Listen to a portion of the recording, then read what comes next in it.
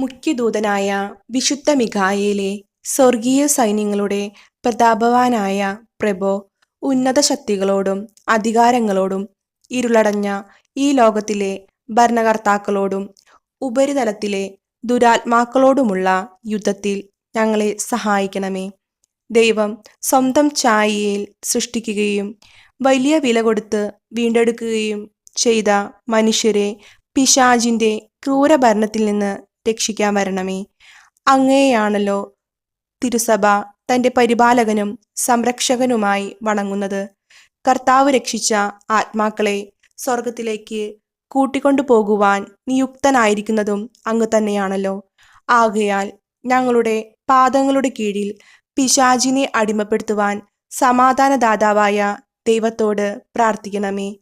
അവൻ ഒരിക്കലും മനുഷ്യരെ വഴിതെറ്റിക്കുകയോ തിരുസഭയെ ഉപദ്രവിക്കുകയോ ചെയ്യാതിരിക്കട്ടെ.